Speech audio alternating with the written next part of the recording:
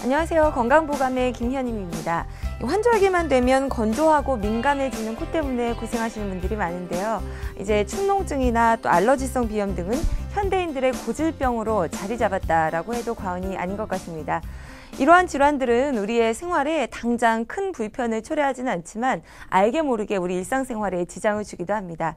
오늘은 코 건강에 관해서 자세한 이야기 나눠볼 텐데요. 도움 말씀 주실 분으로 김정기 박사님 모셨습니다. 박사님 안녕하세요. 네, 안녕하십니까. 예.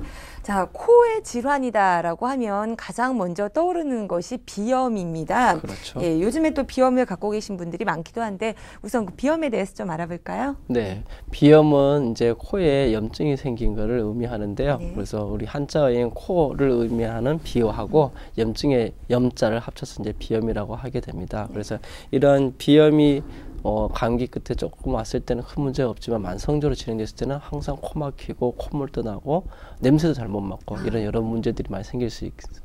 네. 네. 평소에 콧물이 계속 흐른다면 얼마나 생활에 불편함을 그렇죠. 느낄까요? 예.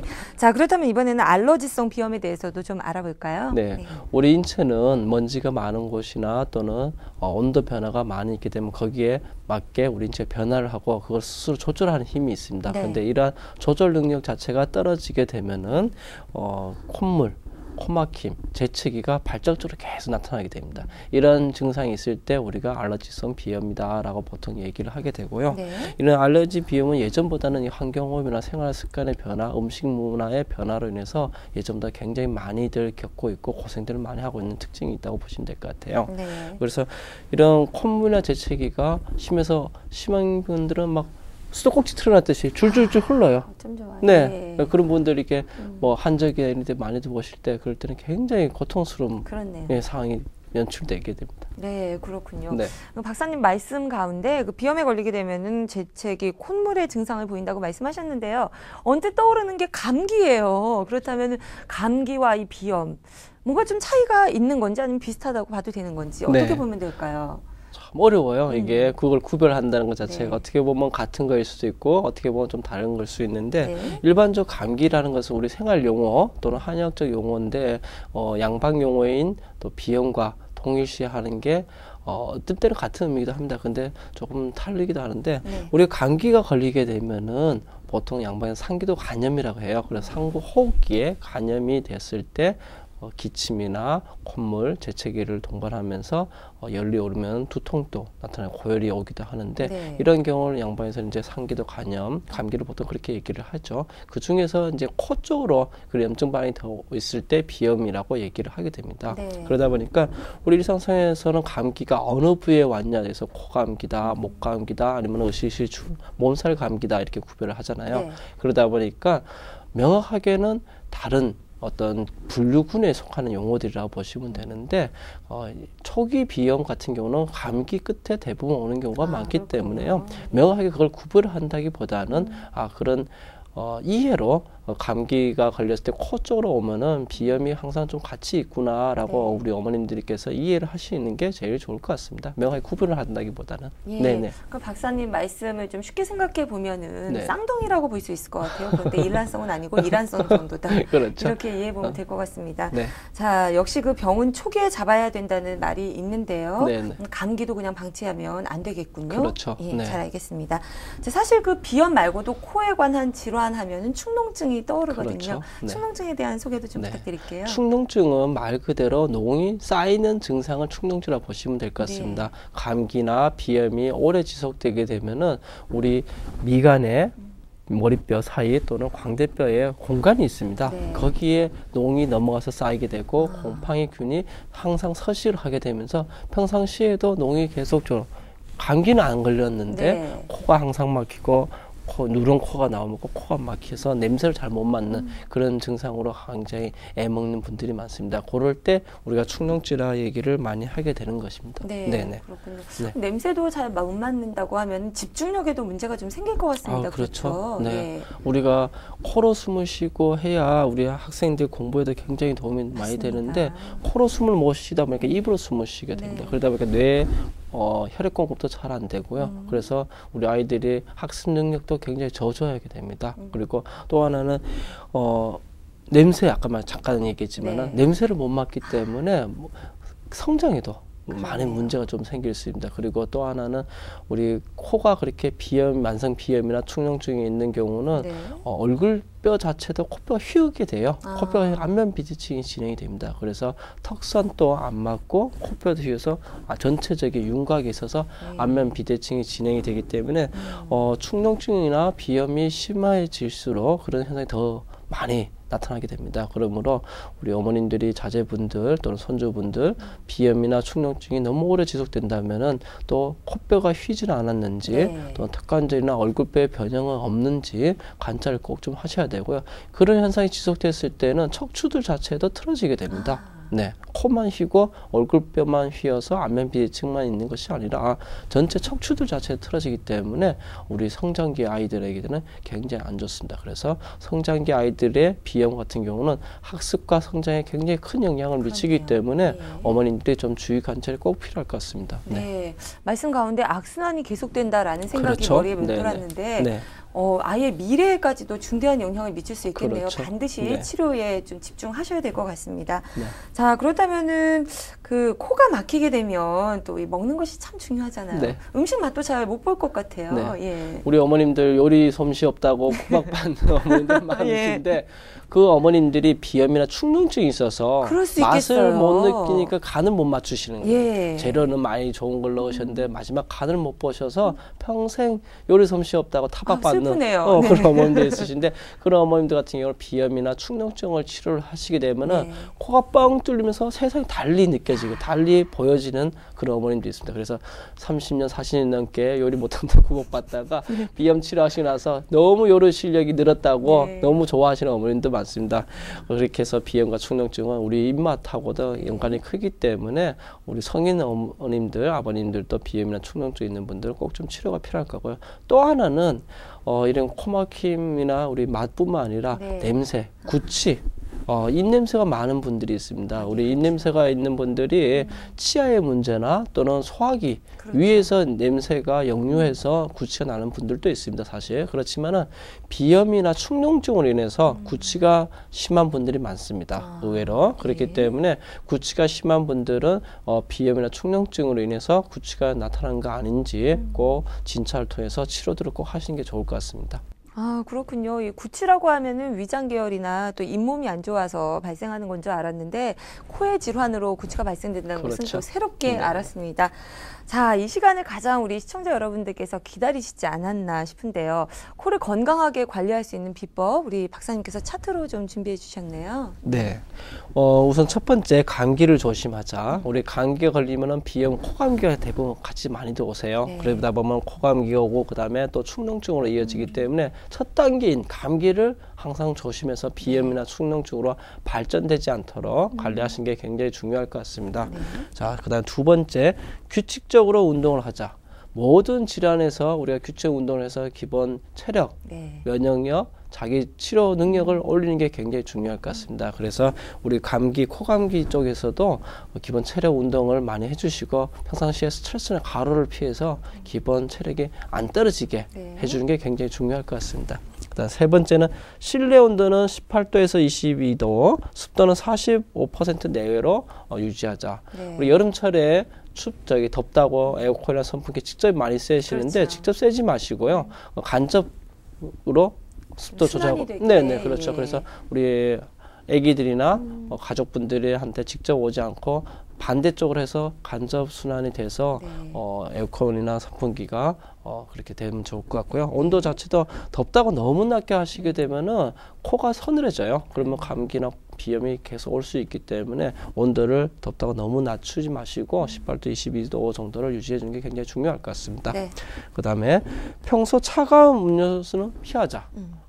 비염도 폐 기능, 코는 폐 기능계로 연결이 돼 있군요. 네, 그렇게 한의학에서 보고 있습니다. 네. 그렇기 때문에 비염도 대부분은 폐가 차서 오는 경우가 많습니다. 우리가 감기가 이렇게 오한된다 그러죠? 네. 네, 그렇게 감기가 처음에 오면서 비염 초기에는 그렇게 감기 증상으로 많이 오기 때문에 차가운 음료수를 많이 평상시에 드시게 되면 몸 전반적으로 많이 차지게 됩니다. 그렇죠. 그래서 호흡기 자체도 많이 차지기 때문에 평소에 차가운 음료수를 좀 피하시고 그래서 폐를 많이 따뜻하게 해주고 코를 따뜻하게 해주시는 게 굉장히 중요할 것 같습니다. 네. 그다음 다섯 번째는 목욕 후에는 물기를 완전히 제거하자. 우리 일상적으로 머리 감고 급하다고 머리 안 말리고 나가시는 분들 많잖아요. 자연풍으로 말리죠. 그런데 그러다 보면은 추워요.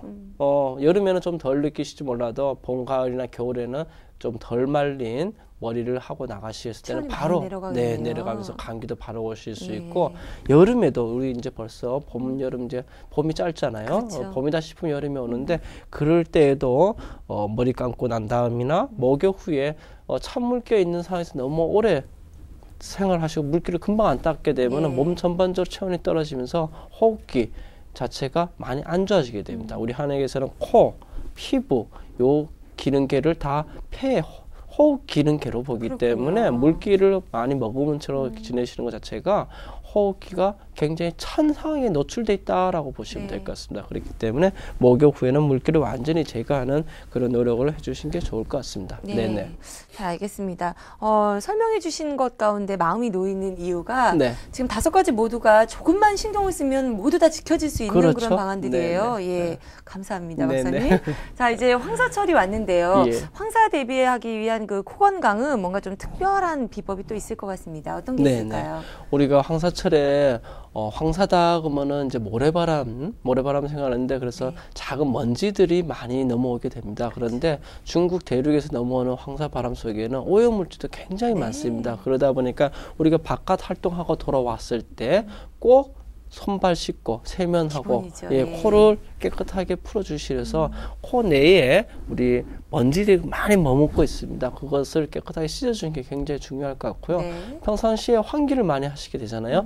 환기를 하시고 나서 바닥에 먼지가 굉장히 또 많이 들어오게 됩니다. 그러면 환기 이후에는 꼭 바닥에 먼지들을 깨끗이 닦아 주셔야 일상 가정 생활에서 먼지들을 다시 2차적으로 먹는 그런 일을 막을 수 있을 것 같습니다.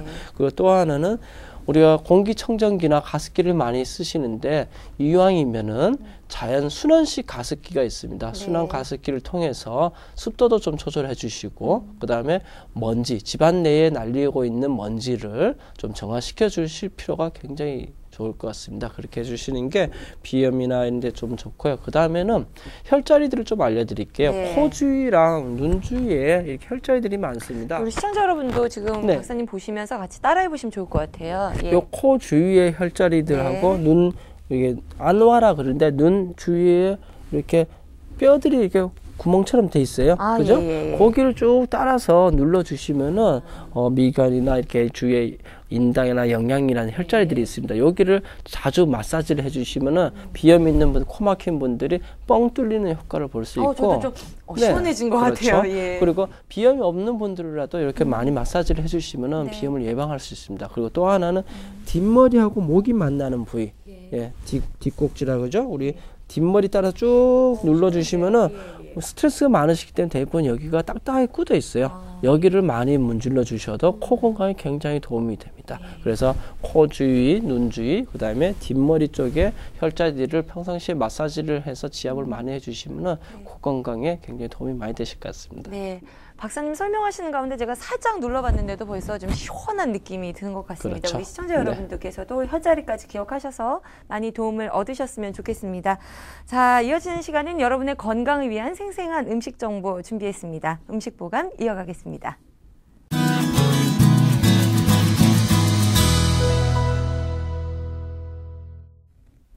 코로 호흡하는 일은 너무나 자연스럽기 때문에 그동안 중요성과 그 고마움을 잊고 살았는지도 모르겠습니다. 오늘부터는 코를 좀 아껴줘야겠는데요. 박사님 모셨으니까 코 건강에는 어떤 음식들이 좋은지 좀 알아볼게요. 우선은 녹차를 말씀드리고 싶습니다. 녹차에 카테킨 성분이라고 있는데, 이 성분은 항균, 해독 작용이 강하기 때문에 우리 인체에서 장내 세균들을 정화시키고 염증을 가라앉히는 효과가 좋습니다. 그렇기 때문에 비염이나 축농증이 있으신 분들이 녹차를 드시게 되면은 코 건강에 굉장히 좋을 것 같습니다. 그리고 또 하나는 녹차는 비염뿐만 아니라 우리가 인내서 제거에도 굉장히 좋습니다. 녹차에 이제 플라보노이드 성분이 있는데, 우리가 식사하고 나면 차를 많이 드시잖아요. 그런데 커피를 많이 드세요. 커피 드시면은 커피의 설탕과 프린 때문에 구취가 더 심해집니다. 대부분. 그래서 비염이나 축농증이 있으신 분들은 차를 드실 때 커피보다 녹차를 좀 더 드시는 게 좋을 것 같고요. 비염이나 축농증이 있게 되면은 구취도 좀 많이 나시는 편이 대부분 동반되는데 네. 그럴 때 녹차를 드시면은 이 후라보노이드 성분으로 인해서 비염도 좋아지고 구취도 예방할 수 있는 아주 좋은 차라고 보시면 될 것 같습니다. 네네. 차를 마시는 게 일거양득이네요. 그렇죠. 네네. 보통 우리 회사에서 점심시간 때 밥 먹고 나면 커피 한 잔 이렇게 그렇죠. 자연스럽게 이야기하는데 앞으로는 녹차 한 잔 이렇게 그게 더 좋을 것 바꿔보면 같습니다. 좋을 것 같습니다. 네. 근데 녹차는 뭐 성인뿐만이 아니라 우리 어린이들에게도 참 좋겠죠? 그렇죠. 예. 아기들, 우리 성장기 아이들 같은 경우에도 학습 능력이나 성장에도 많이 도움이 되고요. 다른 차보다 이제 면역도 높여주기 때문에 성장기 아이들에게도 좋은 차라고 보시면 될 것 같습니다. 네, 네네. 잘 알겠습니다. 그럼 녹차 이외에 코를 건강하게 해주는 음식은 어떤 게 있을까요? 네. 코가 건강해지려면 우리 호흡기가 많이 따뜻해져야 되고요. 네. 우리 몸이 따뜻해져야 됩니다. 그래서 생강이 굉장히 좋은 음식이라 보시면 될 것 같은데 생강에 특히 진계롤 성분이라고 들어 있습니다. 이 성분은 몸을 많이 따뜻하게 해주고 소화기를 건강하게 해주기 때문에 평소에 비염이 있고 소화기가 약한 분들, 그런 우리 소음인 체질들 네. 그런 분들은 몸을 따뜻하게 해주면서 비염을 치료할 때 생강이 굉장히 좋은 음식이라고 보시면 될 것 같습니다. 네. 네네. 근데 생강이 좋은 것은 다 알고 있는데 네네. 또 우리 아이들에게 먹이기는 좀 어려울 것 같아요. 그럴 때는 그렇죠. 뭐 요즘 쿠키로도 만드는 방법들이 있으니까 그렇죠. 그런 방법도 어머님들께서 시도해 보시면 좋을 것 같습니다. 네, 좋은 방법이죠. 예. 네. 그러면 생강 쿠키 이외에는 또 어떤 게 있을까요? 우리 율무나 300초라는 약재가 있습니다. 이런 약재들을 차로 끓여 드시면 굉장히 좀 좋으실 것 같고요. 이 드시는 것뿐만 아니라 코를 세척하는 방법이 굉장히 또 좋습니다. 우리 차를 이용해서요? 네네. 예. 그 우리 음식을 위해서 그 방법을 이제 말씀드릴 건데 우리 무 있죠? 일반 가정에 우리 음식할 때 많이 쓰는 무, 그의 흰 부분을 강판에 가셔서 그 즙을 가지고 면봉에 적셔서 코에 넣어서 한 1분 정도씩 있으시면은 코가 뻥 뚫리는 효과가 오실 겁니다. 예. 그런데 너무 매운 무를 하게 되면은 이걸 잘 못해요. 특히 아기들은 너무 매운 무로 하시게 되면 자극적이죠. 자극이 있기 때문에 아기들이 안 하려 하니까 너무 매운 무를 쓰지는 마시고요. 네. 일반 무의 흰 부분을 이용해서 즙을 내셔서 면봉으로 가지고 코에 비염 치료를 집에서 세척을 해주시면은 코막힘이나 농이 나오는 거를 많이 좋게 해줄 수 있기 때문에 비염 있는 분들은 무즙을 이용해서 세척을 해주시면 굉장히 좋을 것 같습니다. 네, 그런 방법들이 있었군요. 네. 코 막힘 때문에 고생하시는 분은 집에서 간단하게 물을 좀 가셔서 코에 살짝 넣어 놓으시면 많이 도움을 받을 수 있을 것 같습니다. 예, 네. 그렇죠. 그런데 이제 그 증상 자체가 많이 심한 분들은 꼭 전문적인 이제 치료를 하셔야 되기 때문에 병원을 방문하셔서 꼭 검진을 받으시고 치료를 하시는 게 좋을 것 같고요. 평상시에는 면역력을 높이기 위해서 흰 쌀밥보다는 잡곡밥을 드시고 제철 과일이나 채소 종류 이렇게 많이 음식들을 골고루 드시는 것도 기본 체력이 올라갈 수 있기 때문에 그런 건강 관리를 평상시에 좀 많이 유념해 주시는 게 좋을 것 같습니다. 네, 네네. 잘 알겠습니다. 오늘 박사님을 통해서 코를 건강하게 할 수 있는 방법들 그리고 음식들에는 무엇이 있는지 함께 알아봤습니다. 좋은 말씀 감사드립니다. 봄철을 맞아서 황사나 꽃가루 날림으로 고생하시는 분들이 많으신데요. 일상생활에서 아주 작은 것만 신경을 써도 코 건강을 지킬 수 있다는 것 기억하시기 바랍니다. 저희가 준비한 내용은 여기까지입니다. 다음 시간에 더 알찬 정보와 함께 다시 찾아오겠습니다. 함께해 주신 여러분 고맙습니다.